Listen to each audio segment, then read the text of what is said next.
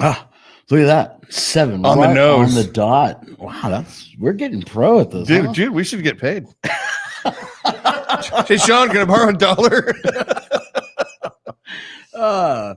Well, it's another Monday. It is. It's a better Monday than last Monday by a lot. Yes, it is. It is. By a lot. I would have to say so. Well, you know what you should do? I'm Gizz Lazlo. I'm just Paul. And welcome to our show.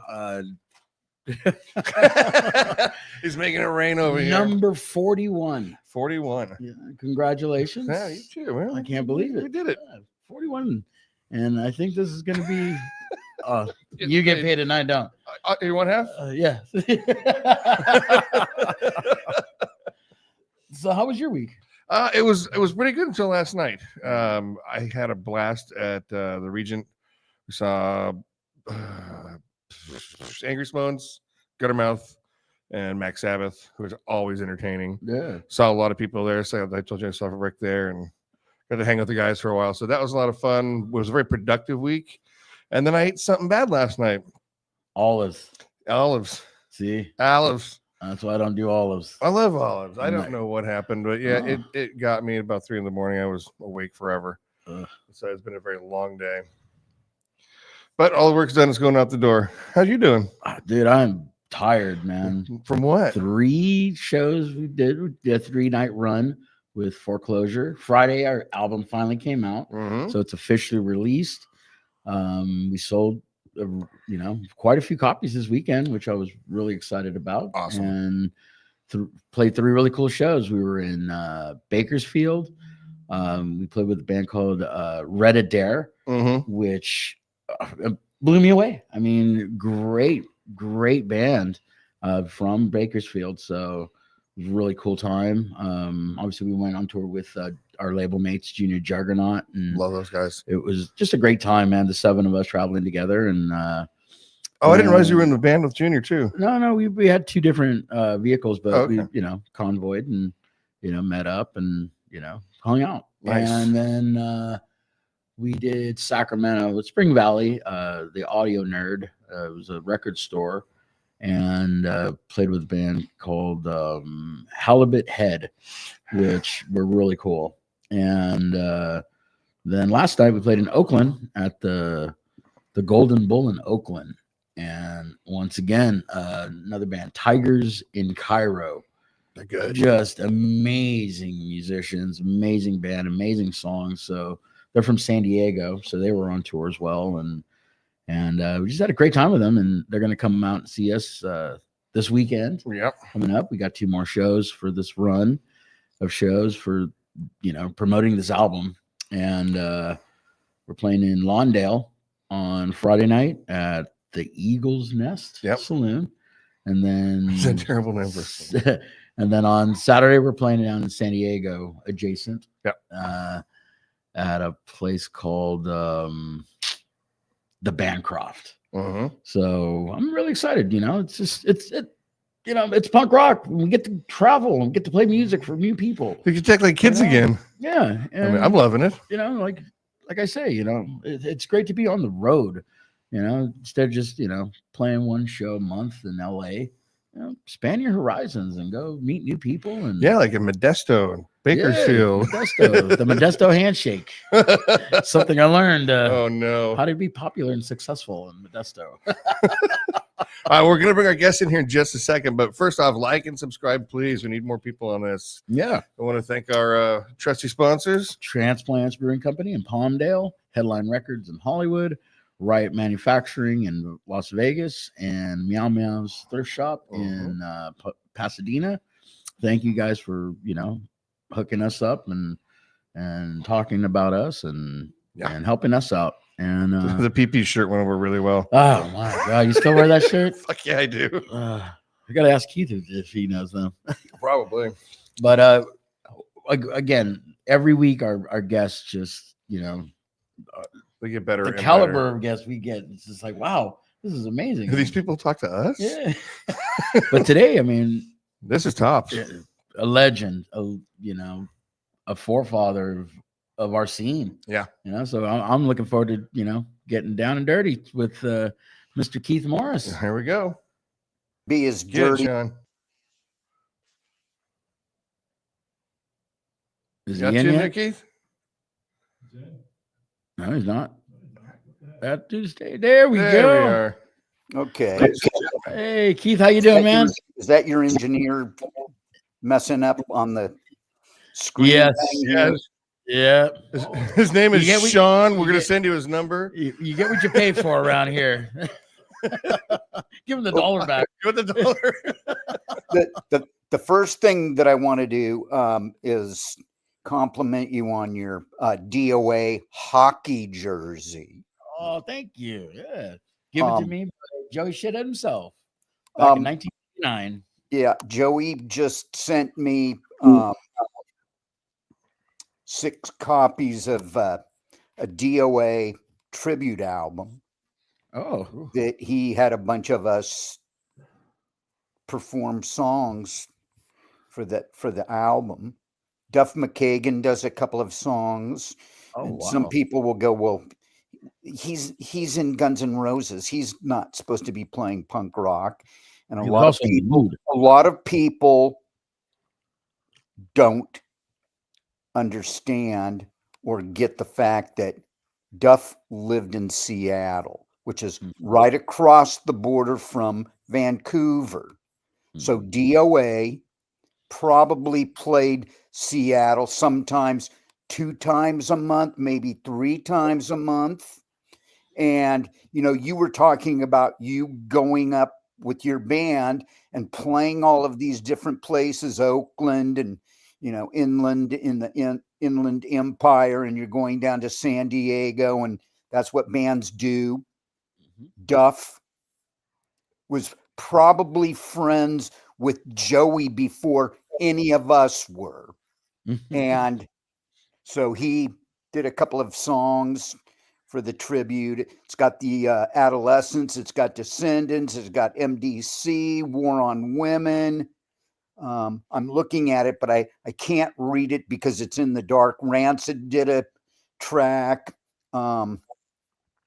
Fear, a lot of the tracks are really happening. I mean, it all sounds fantastic, and they're all great songs. DOA was fantastic. Oh, still are. Yeah. So, when I first heard it, I was blown away. He worked with a guy named Scott Crawford. Scott Crawford is responsible for a couple of documentaries, Salad Days, which is pretty much the Washington, D.C. punk rock scene, all of the Discord bands. And he also did a documentary about Cream magazine, which for some of us, I'm 69 years old. So the punk rock thing, I mean, I was there when it started. I was there listening to the bands, getting excited about all the bands. And before that, we were listening to other things. We were listening to other forms of music. I was with one of my friends earlier today. He used to play in a band called Thelonious Monster. Oh, those are great. A local band who were extremely popular on the club scene, and are the major portion of our conversation had to do with one of us having listened to a couple of Yes albums, being in punk rock bands and hardcore bands and grindcore bands and whatever, softcore, medium core, middle school, what have you. We're just not supposed to talk about stuff like that, and we're not really supposed to listen to stuff like that. And my take on all of that is, like I said at the very beginning of this conversation, we were listening to other genres of music before punk rock, because punk rock wasn't the punk rock as we know it only started around 1975, 1976. So we were listening. I've been listening to music since I was 5 years old. We used to get in the car, and the first thing we do is turn on the radio, whether our parents wanted us to turn it on or not. We turned it on, and we were listening to, here in Los Angeles, we were listening to either KHJ or KRLA, and we were listening to the Beatles, the Rolling Stones, the Who, the Kinks, the Zombies, the Hollies. We were listening to the Supremes and the Four Tops and the Temptations. We were listening to Otis Redding, and we were listening to Wilson Pickett. We were listening to the Mamas and the Papas. We were listening to the Seeds. See, now in my world, I would say that the Seeds planted the seeds for punk rock. Pushing Too Hard. It doesn't get any more punk rock than that. If you've not heard it, any of your listeners, if they've not heard the Seeds Pushing Too Hard, it's like, get off my back, get out of my face. You're pushing too hard on me. Like, leave me alone.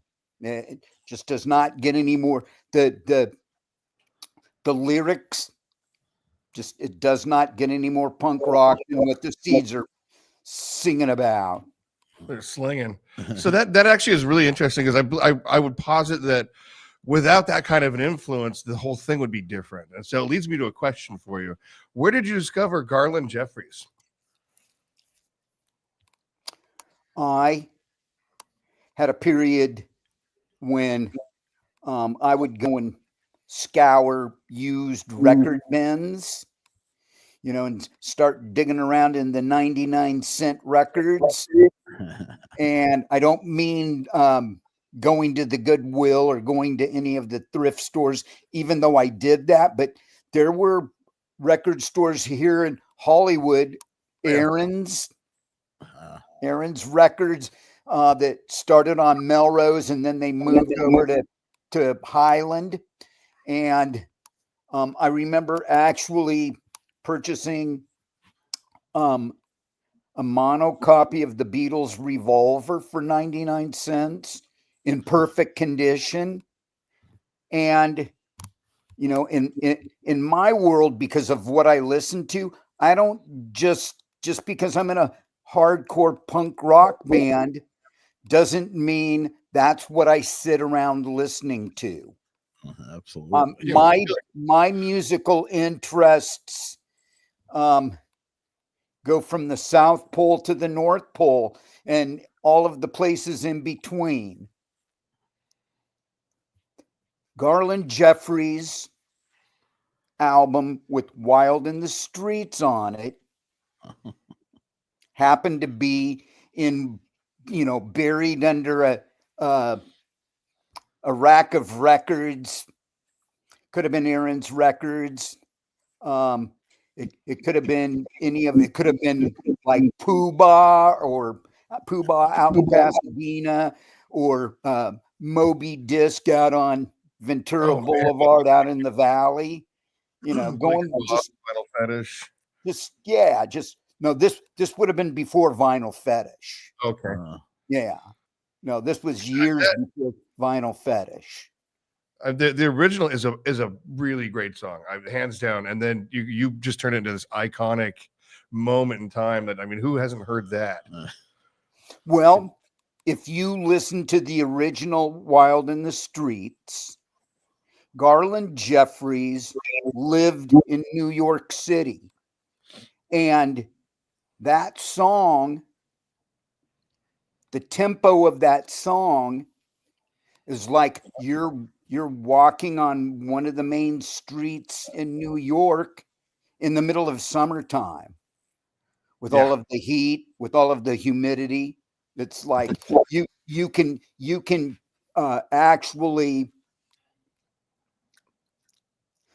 see all of that stuff, all of the sweat dripping off that song. Yeah, it's palpable. You or me? Huh? Okay. I'm just in awe. I've got some, like, I'm not going to say odd questions, and I don't want to gush or be fanboy about that because that's just going to be annoying as hell. So when you were writing My Damage, this is a really weird question. Did you ever kind of take a look back at the history and think to yourself, why am I doing this? I don't want to relive all that shit. Or were you just enjoy to do it? Well, the way that book worked for me was I was able to get a lot of stuff off my chest. You know, I was thinking about it earlier today, where some of the criticism from some of the critics happened to be people that knew all of the guys in the Circle Jerks. And at one point it was like, how can you say that about one of your at that time former band members? You know, I went through a really heavy thing where they decided to continue without me. And we had found ourselves in a situation where we were supposed to be writing songs for an album. We were supposed to be writing songs for an album, and nobody was writing songs for the album. So in order for the album to get made, to get recorded, you got to have songs. So I started writing songs with the producer, who's Dimitri Coates, who I would join up with him, and we would start a band called Off. Not in spite of the Circle Jerks, but because of the Circle Jerks. At one point, I got a call at night. It was about 10:30 at night. I was laying in bed, and I was getting ready to watch a movie. I was going to fall asleep watching a movie, and I get a phone call out of the blue, and I have it wasn't a conversation. It was basically one of the guys telling me, we know that you're going to quit the band because of our decision, but we're not working with Dimitri. And he was 100% correct. At the end of the at the end of his spiel, I said, you know, you're 100% correct. I'm no longer a member of the Circle Jerks. You know, now all of a sudden here I am walking away from a band that I helped create, I helped start, just like Black Flag. You know, it's like, well, Black Flag's Greg's Ginn's band, so, you know, everybody else is just, you know, they're all disposable, they're all interchangeable, and all of that kind of stuff. And it's like, a lot of people don't know what it takes to be in a band. It's not just like, hey, we're gonna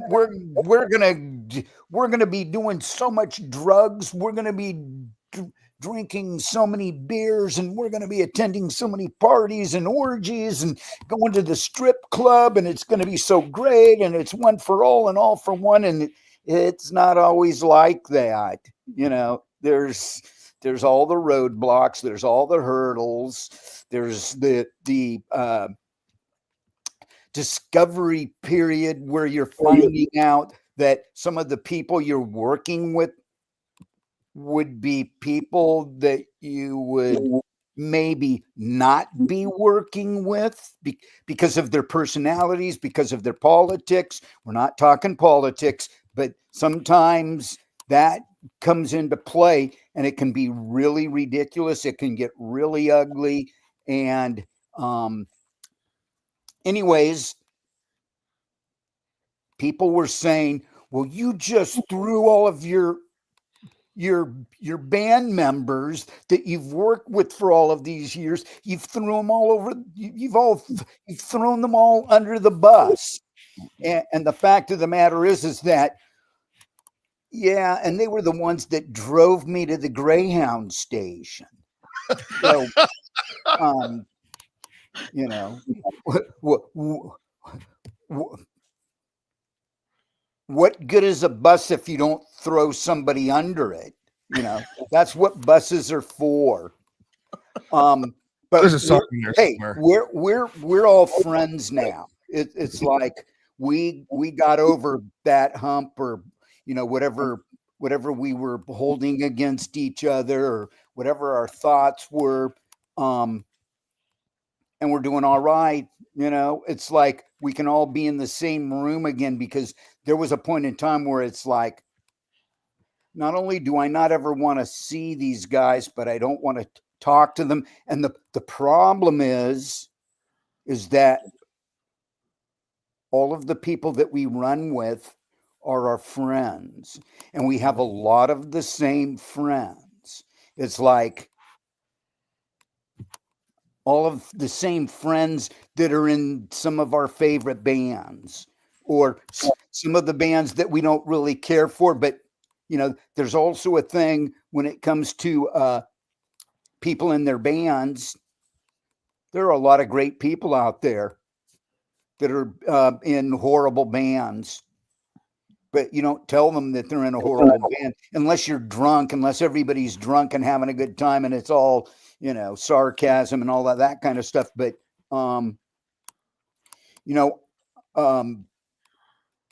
I was accused of like saying some things that maybe in certain circles I wasn't supposed to say what I said.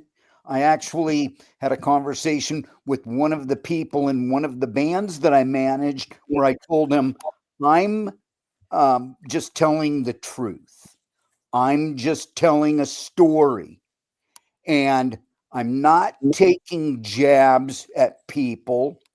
I'm just telling stories, and you can take it however you want. But the fact of the matter is that I was not going to sugarcoat any of the stuff that I said in my book.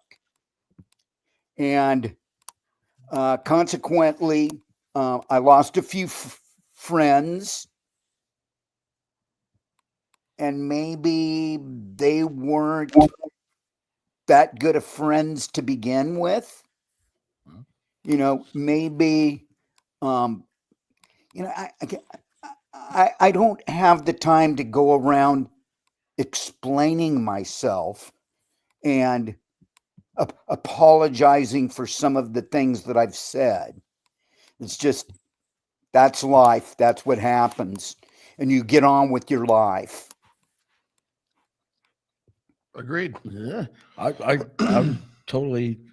You made me think about like some of the bands that I've been in, and certain band members that I refuse to talk to now. But the moments that we did share in those vans and traveling all over the world, and it's like, well, should I let them back into my life, or just or just write about it and write about it and wait for them to get you pissed? Man, like, yeah. Heavy thoughts. Yeah. Oh man, it's like it's just so weird. Like talking to you, like again, when what you said, like you were there at the beginning. Like one of the questions we always ask, like, what influenced you and what got you into punk rock? You helped start our scene. This is your fault. Yeah. You created me. Thank you. Hey, you do not blame me for your delinquency. I refuse to cop or take responsibility for that. Oh no, I wouldn't do that. But that does lead to a whole nother question. This one's going to be a little deeper, and there's probably a lot to be said about it. Having been, you're kind of the godfather at this point. You're sort of the mayor of Punktown. Do you feel like any kind Does of that pressure? mean I know Ronald McDonald? You do now. Do you feel like external pressure from the community to kind of like pass on values or change people's minds? Is there like a kind of a ball of energy about that? I mean, that's got to be kind of tough. And do you feel a lot of pressure over that? here's the way that I view this. I know that I've helped a lot of bands out. I know that I was there almost in the beginning, not the first or second wave, but the third wave. You know, we're called hardcore. There were here in Los Angeles, there was a whole long list of bands before us. Oh yeah. And those are some of my favorite bands. X, the Germs, the Bags, the Weirdos, the Eyes, the Controllers, the Flesh Eaters. The list goes on. Middle Class, the Dogs from Detroit, who were an extremely big influence on Black Flag. The Last, even though they're not a punk rock band, but they had that kind of energy.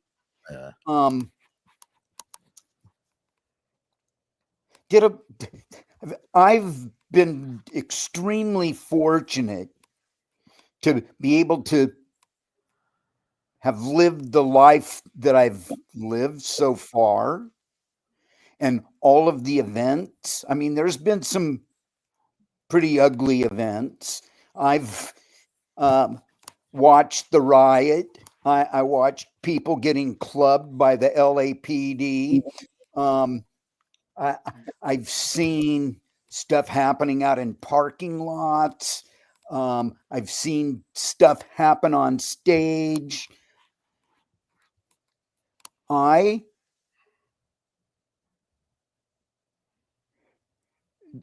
don't really have any regrets. I don't really feel the need to have to apologize to anybody for anything that I've done or said, unless like I really stepped out of bounds. I look at what I do the same way. You have, when you become sober, you have certain things that you do. Just as a good human being, there's certain things that you do. Now, if you're going to meetings, whether it be alcohol, whether it be heroin or cocaine, whether it be sex, whether it be food, you have certain steps in the book. The book tells you this is what you need. You're on step 38 or whatever. I never worked the steps. I just went out. I had the book and I was going to meetings, but I didn't have a sponsor. I just did it on my own. I did what I felt I needed to do. And that is, and this is what I'm getting at for being the guy in my position in the musical community, this genre of music that we're talking about. Just showing up and being good, just being a good human being. You know, we said we weren't going to talk about politics, but this is a good part to bring up our current world situation. And that is, there's a lot of stuff going on that we don't like, that we don't agree with. But there's some good being done out there. And the way we get through what we're going through is just by showing up, being aware of our surroundings and the people that are part of our surroundings, being good to each other.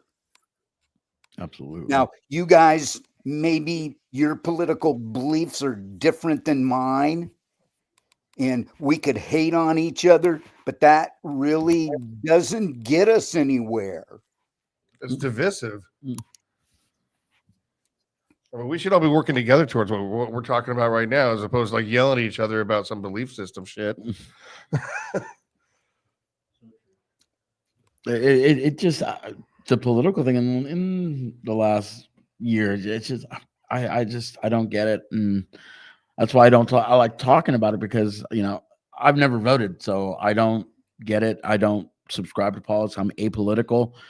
I see what it's done to people in the last, especially my friends, my close friends, where people are unfriending people or not.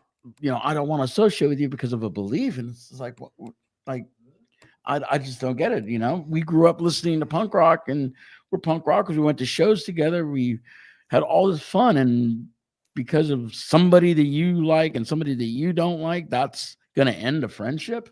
Like, that's why I don't like talking about it, because there's so much harm in it. There really is. That kind of negativity can be left on a battlefield somewhere.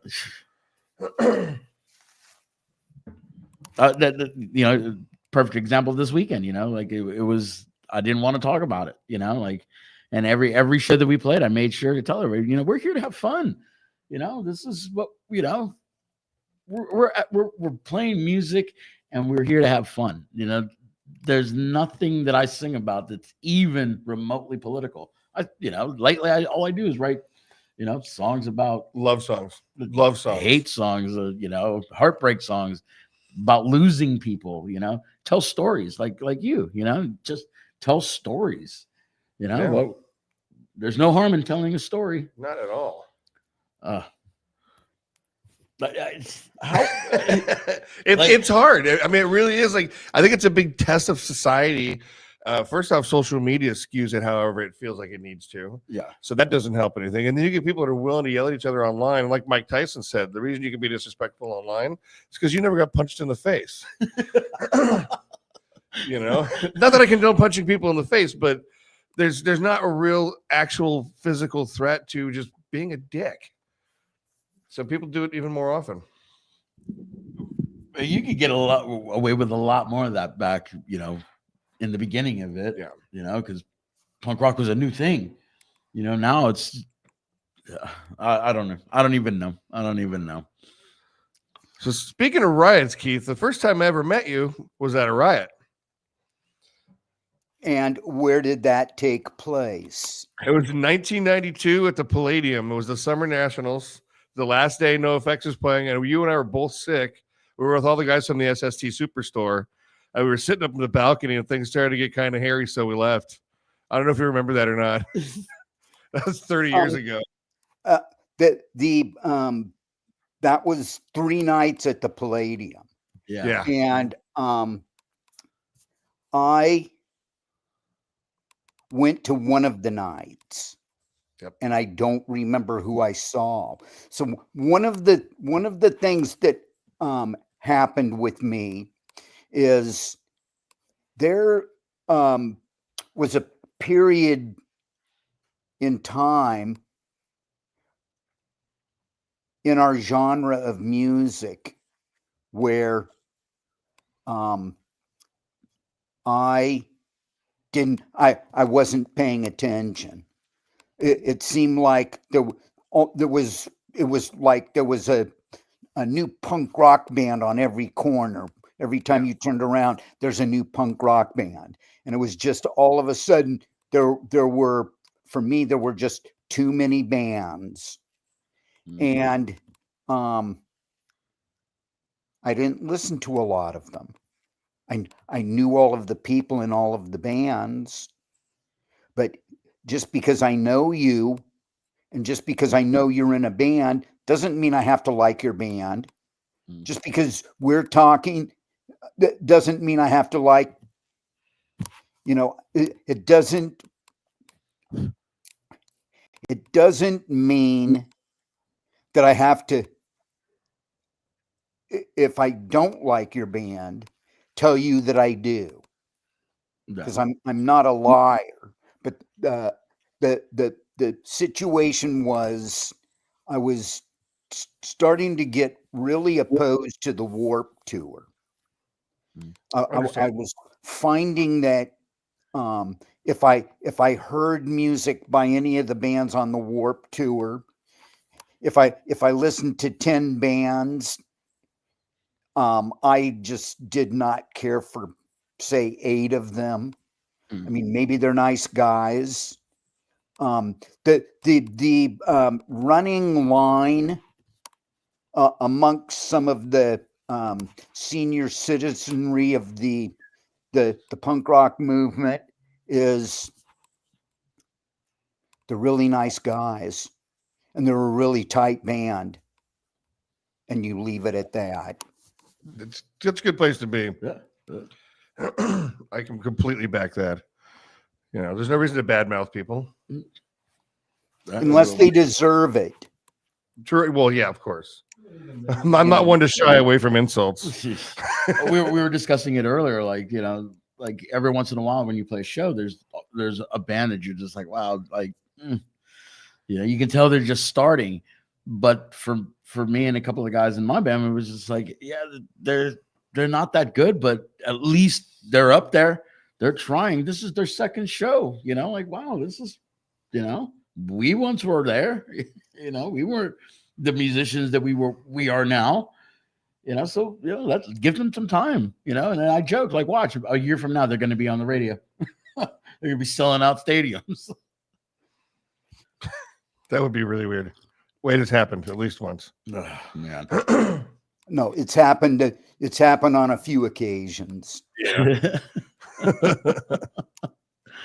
Name one. So what was the favorite show you ever went to? I've seen so many great bands and so many great shows to even start to try to zoom in on a show would be ridiculous. I saw Black Sabbath at the Whiskey A Go-Go on the Master of Reality tour. See, we listened to music that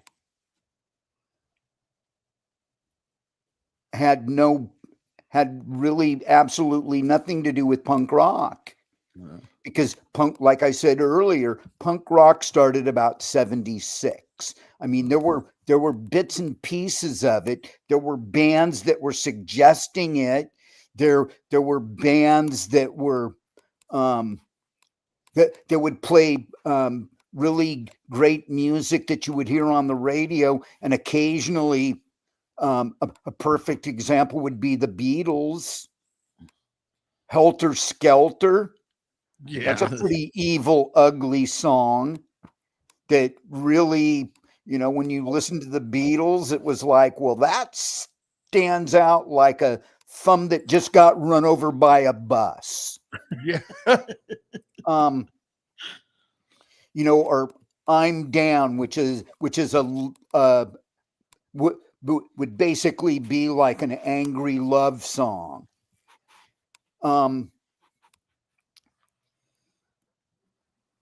Black Sabbath, Whiskey A Go-Go, Iggy and the Stooges, right before they broke up in 1973 at the Whiskey A Go-Go. Oh, man.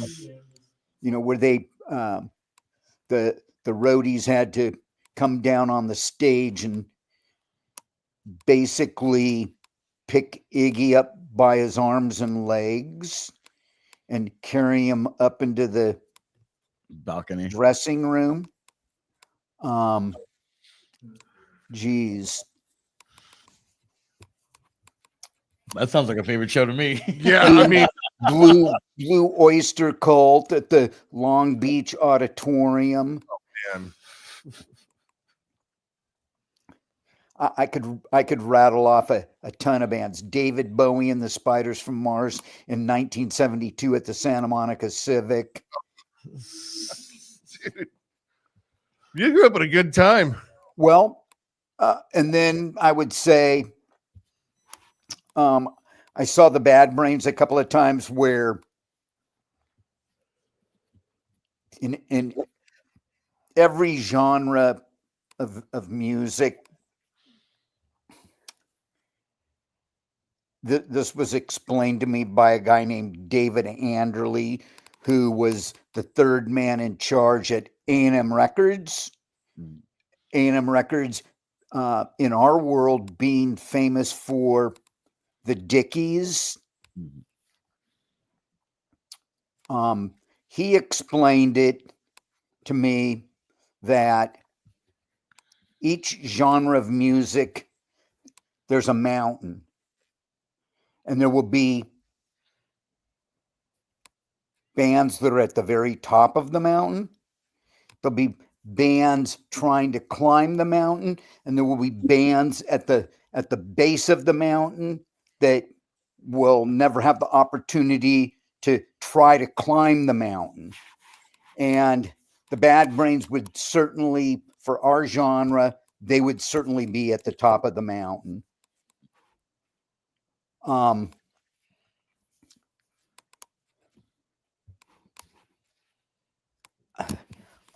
kind of at a loss for words when it comes to this, but I saw Deep Purple, ZZ Top, Robin Trower. I saw the Sex Pistols, but the Sex Pistols live were it was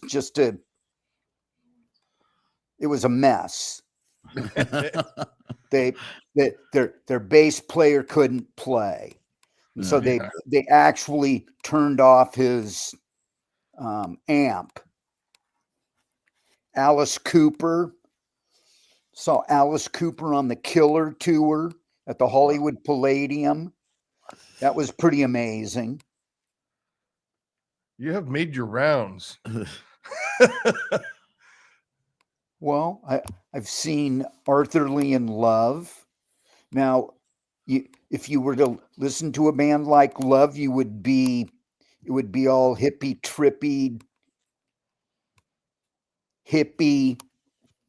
peace and love. And then he'd bust out a song, My Little Red Book, which was pretty aggressive. That would be that could be the roots to a punk rock song. So they're people, they're artists that create things, and they have a certain vibe, and occasionally they'll bust loose from that vibe and create something angry, or like Creedence Clearwater. Oh yeah. Creating a protest song. Fortunate Son. That's a pretty aggressive song, and there's been a few punk rock bands that have covered that song. Oh yeah, including the Circle Jerks. That's one of my favorite versions. I actually saw what the hell is his name? The singer from fucking Creedence. John Fogerty. John Fogerty. I saw him at Santa Barbara Bowl last month. He was fantastic. I mean, it's one of my favorite shows of all time. Guy's incredible. Yeah. He was so jubilant. He gets on stage, he's beaming from ear to ear, and he says, I got my music back. My wife went like head over heels and helped him sue and get all of his music back. And he goes, I'm going to play it for you right now. All of it. And just went to town, man. He's 77. And he's got more energy than I do. So what's some new stuff? Great songwriter. Oh, amazing guitarist too. I mean, really phenomenal guitar player. Well, what I'd heard was the way they recorded those records. He'd go to the studio first. Yeah. And go in and play the guitar and sing the vocals. And then the other three guys would come in and play along with the song that he'd recorded. Mm-hmm.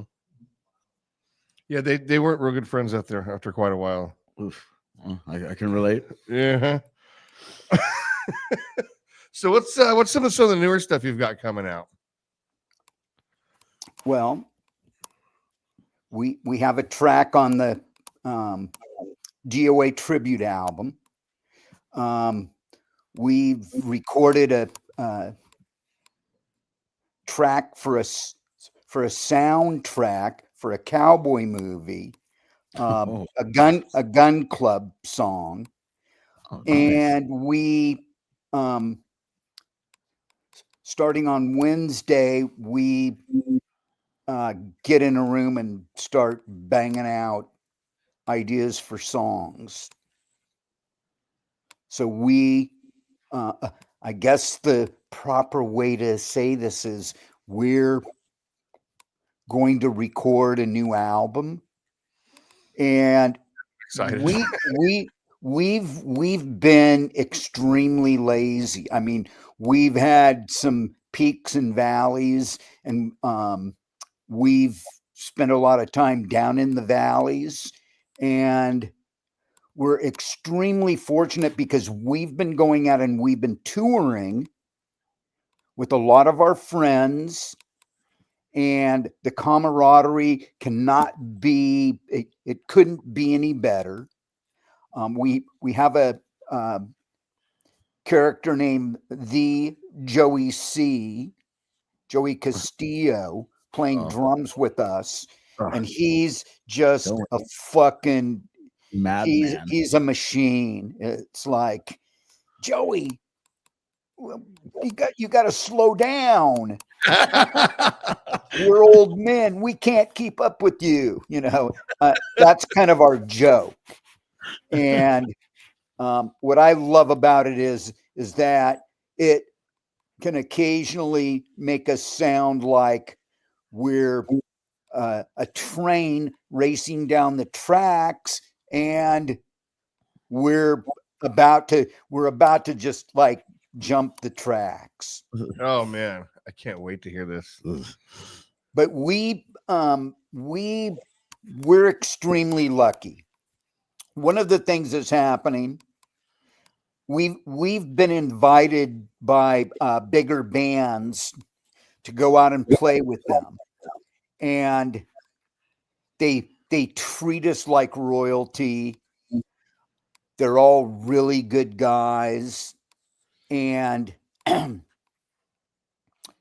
what's happened is one of our guys has recorded a couple of solo records.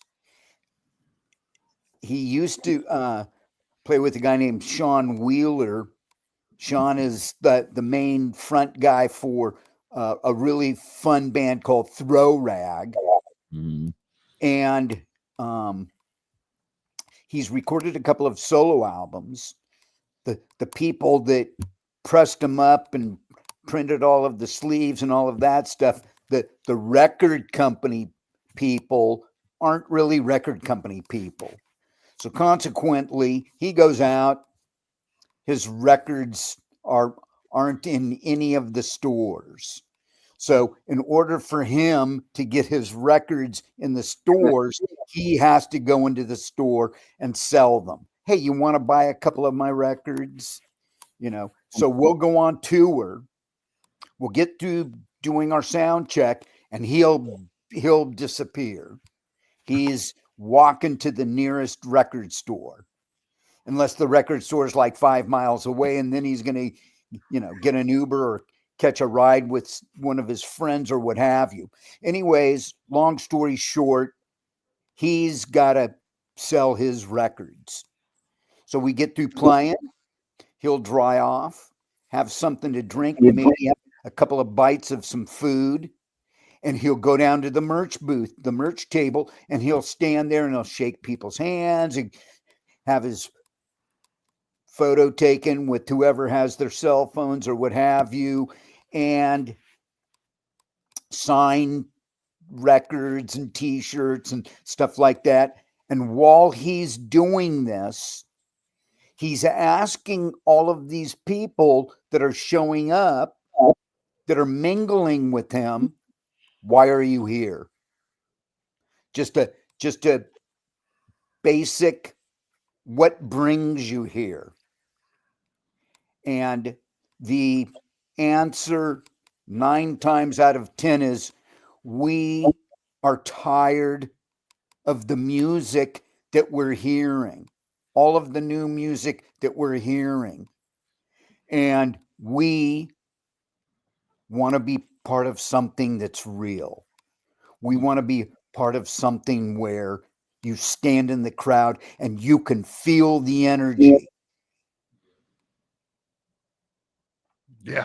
And so we're extremely fortunate that we can go out and tour the way we tour, because there are a lot of bands out there that can't tour because it's just so expensive. Mm-hmm.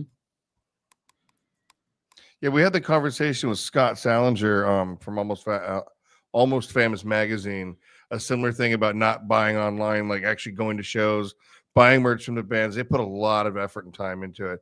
It's a job. It's a really thankless job when you're first starting out. And so, I mean, and again, I'll encourage everybody, go to the record stores, even if you buy it used, but go to the record store, buy the t-shirts, buy the stickers, go on the band's websites and buy from them. How do you feel about like the digital age of being able to search and find things? I'm a fan of that to a certain degree, to a certain point. When it becomes, oh, I can go on YouTube and watch the band. Why do I want to go see them live? Why do I want to go through all of the rigmarole? Why do I want to pay to park and pay $8 for a beer? It's like, well, you could do what we used to do, and that is go buy the 6-pack and sit in your car out in the parking lot before you go in. You could do that. But the vibe, watching a band on your computer, are you kidding? You're not even coming close to what it's like to be in a room with a bunch of hot, sweaty bodies and people jumping around, and people becoming friends. Yeah, imagine that. People in a room for a common cause. Mm-hmm. I was talking to a kid, a few months ago at a show, and he couldn't afford to come in, and we're talking, and he mentioned, oh yeah, I was watching, I went to go see, I saw this band, and I was like, oh, you're not even old enough. No, I saw him on YouTube. You didn't see the band, you just watched the video, but I saw this band. No, you didn't, like, but I let him in the show, and you are right. Like, there is nothing like, I've had many moments in my life where a show's changed my life. Like you see, you included, seeing you back when I was a kid and just going, wow, like the energy, you feed off of that. And as a front man, you're feeding off the crowd. It's like there's nothing can beat that, and I think that's a powerful thing in punk rock. Absolutely. It's a genre of music where you go see and you're just like, wow, that was incredible, Yeah. And then being able to see a band, 30 years later, and they're back, and you're just like, wow, the same intensity. You guys haven't lost it. You guys are still incredible, and it gives me hope. Like, I always look at Charlie Harper, from the UK Subs. Man's in his 80s now, and then he's still a front man in a punk rock band, still touring, still having fun. He doesn't do it because he's making money or tons of money. He's out there because he still enjoys it, and he's not going to stop until it's not fun anymore. Like, This is why I love punk rock, man. So There is no age limit. last question out of me, and this came up with Scott as well, which you should watch the interviews. They're great. He's a really good interviewer. Do you feel like, because I personally feel like punk rock is kind of the last bastion of rock and roll. I don't think there's going to be a lot of that left after this. Do you think we're finding our pinnacle and our peak? Never. Fuck yeah. Never. You know, there's the slogan, punk will never die. You know, or there's the other slogan, punk's dead. And the person who's making that comment is making that off of their deathbed. Like, pull the life support and get the fuck out of here. See you later. The fact of the matter is, it's all rock and roll. It's all amplified music, except for the music that's played with acoustic guitars. And there's nothing wrong with that, because there's a time and place for that. And there are certain people that play acoustic guitars that are amazing musicians. But the thing is, as long as there's that kid out there who was told that he can't go and hang out with his friends after school because he's getting terrible grades, or didn't take out the trash, or didn't mow the lawn, or knit their dad's sweater, you know, or what have you, that they're given a reason to be pissed off. There's always going to be loud, abrasive, in-your-face music, because there's always going to be kids who are pissed off. And it doesn't matter what they're pissed off about. There's always going to be that kid who's jumping around on his bed in his bedroom, shouting at the top of his lungs or her lungs. So it's not going anywhere. I mean, maybe it might mutate. You know, maybe somebody will, like I said, using an acoustic guitar, maybe that's all they have. But the fact of the matter is the music's not going anywhere. It's always going to be there. Definitive proof from Keith Morris himself. Well, you go back to the very beginning. Look at parents being opposed to Elvis Presley. Yeah. You know, and there are all those screaming girls. You're not going to tell them any better. They know what they like. They know what they want. Us versus them, youth versus authority. It's always going to be there. Love it.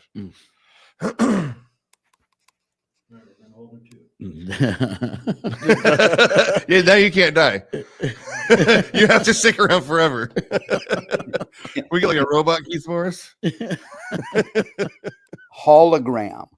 Okay. What a hologram. All right. The Keithogram. A Keithogram.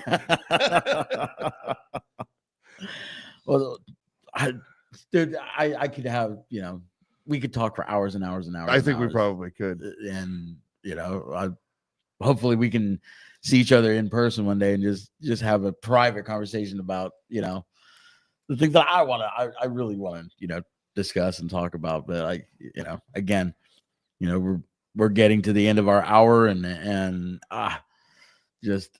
It has been a pleasure. Yeah, I really appreciate it. A pleasure and an honor, you know, having you on our show. And thank you for even, you know, saying yes, man. And, you know, it's a dream come true for us, you know, as we've only been doing this show for, you know, almost a year now. And yeah. So who are some of the people you've had on your show? Luigi from Suicidal. We had him on in May. Yeah, Luis Mallorca. Yeah. And just the history we learned from him, you know, and You know, We had Tom Commissar on last week from Bad Town Boys. He's a film director. He does horror films and acting. It was a blast. Joey Ramici from Jugheads.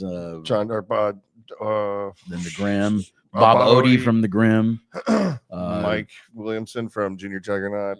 Just we got Monkey coming in next month, and hopefully we're gonna get Charlie and Alvin from the Subs in here, and it's I love doing this show. We've said before, like we're both punks, but I'm from the stage and he's from the crowd, so we get two different perspectives, of what you see and what we've experienced in punk rock. And when it came to the backyard shows, I got away faster because I don't play drums.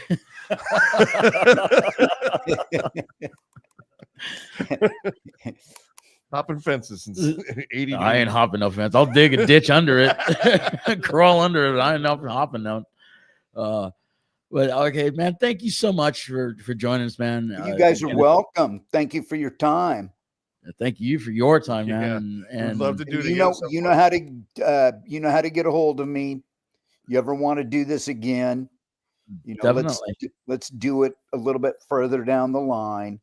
Yeah. I'm actually extremely busy. I'm supposed to be on a break, and the Circle Jerks start up again on Wednesday, and it's Joey, our drummer, has 4 kids. So he and a house payment and 2 cars and a wife. So he's got 6 mouths to feed, and his overhead and shoes and clothes and books and drums, cymbals. Well, he's fortunate. He's at a point in his career where all of the drum companies know who he is, just because of some of the people that he's played with. Mm-hmm. He's been a member of the Hives. He's been a member. He occasionally plays with Zach. Zach in Zach Sabbath. Oh, and yeah, and they'll go out on a tour. He says it's a blast. The last thing they did was they went to South America, which is the next thing the Circle Jerks are going to do. We're going to be doing a couple of shows in Mexico, in Guadalajara, Mexico City. And then we fly down to Santiago, Chile. We're supposed to play 2 shows down there, but I don't know if the promoter found a second venue, like a smaller venue. And then we bounce over to Buenos Aires in Argentina. And then we bounce over to Brazil. I think we're playing, I want to say we're playing 4 shows in Brazil.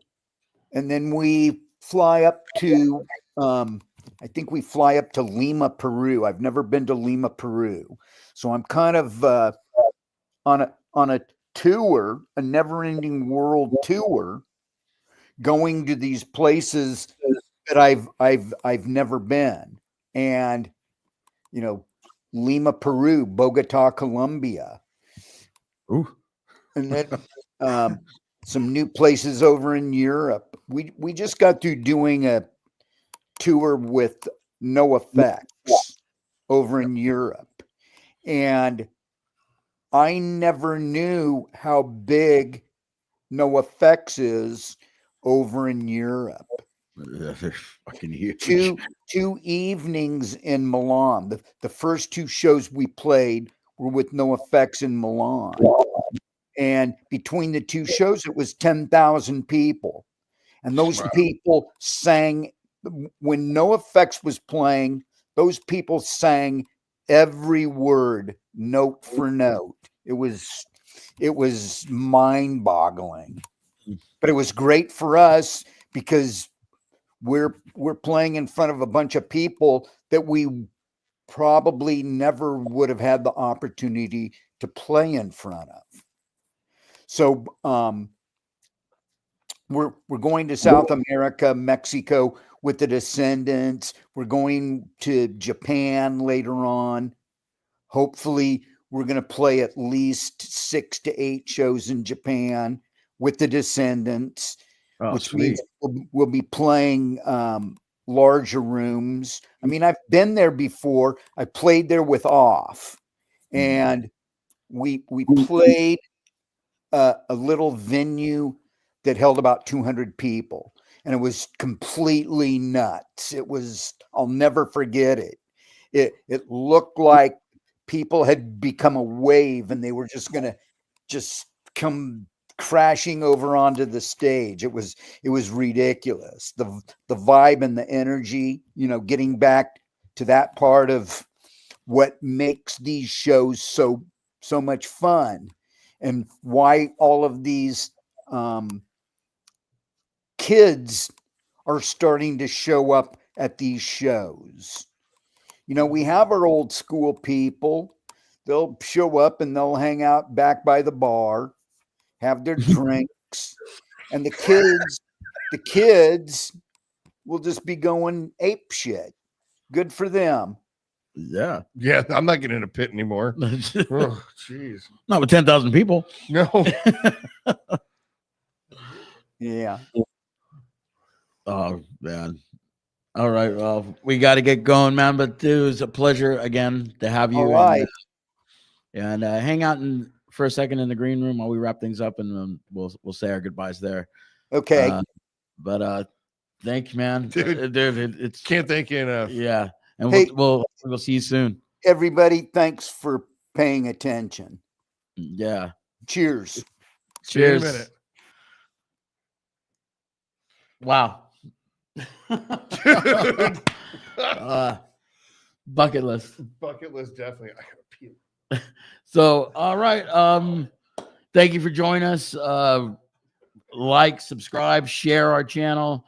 We'll be here again next Monday, 7:00. We have Adam Nye from Too Bad Eugene on next week.